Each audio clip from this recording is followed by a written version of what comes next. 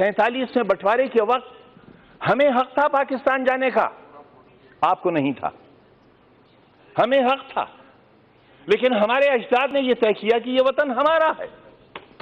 हमारे अजदाद की कब्रें हैं यहां, हमारे बुजुर्गों के मज़ारात हैं यहां।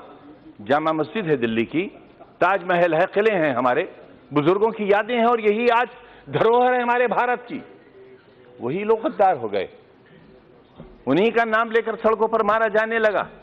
हम अपनी मर्जी से रुके थे, हमें किसी ने जबरदस्ती नहीं रोका था। जो अपनी मर्जी से रुके उनके लिए आज ही सदन में यह कहा गया कि जो वंदे मातरम नहीं कहेगा उसे भारत में रहने का अधिकार नहीं होगा। बहस वंदे मातरम की नहीं है। मेरी बात तो सुन लें आप, मेरी बात सुन लें, हो सकता है आपको शर्मिंदगी हो। बात वंदे मातरम की नहीं है मान्यवर। अगर कानून की बात करूं तो सुप्रीम कोर्ट कहता है कि वंदे मातरम के लिए मजबूर नहीं किया जा सकता, सबसे बड़ी अदालत वो भी है। लेकिन अगर आपने इतिहास पढ़ा हो, रेशमी रुमाल तहरीक, हिंदुस्तान को आजाद कराने के लिए कितने उलमा ने फांसी के तख्ते चूमे थे, कितने लोग मारे गए थे। देश में न जाने कितनी मिट्टी की पहाड़ियां वो हैं जिनमें हमारी लाशें आज भी सड़ गई होंगी, लेकिन उनमें दफन है।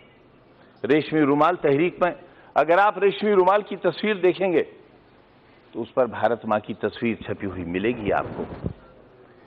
ये रिश्ते कब थे?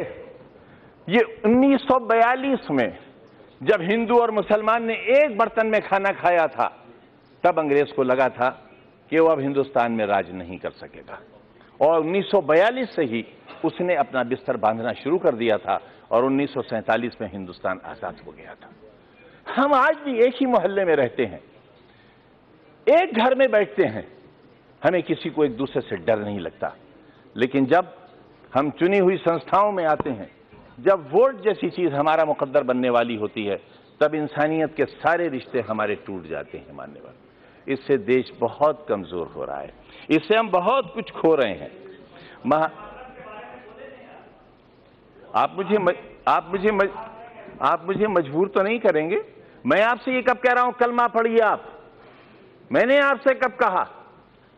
मैंने आपसे कब कहा कि कुरान की आयतें पढ़ी जाएं? यहां ये लोकतंत्र का मंदिर है, ये संविधान का मंदिर है।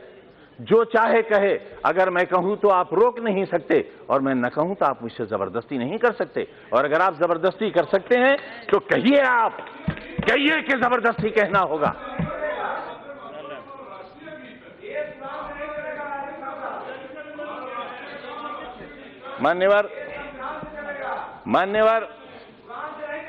मान्यवर संविधान से चलेगा, यही तो हम भी चाहते हैं, यही हम चाहते हैं।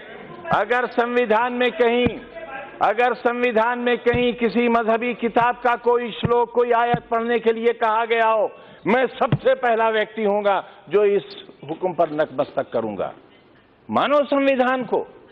मैं भी यही कह रहा हूं, हमें संविधान को मानना चाहिए, और जो लोग संविधान को नहीं मानेंगे वो देश के साथ अच्छा नहीं करेंगे, क्योंकि ये देश बहरहाल सबका है।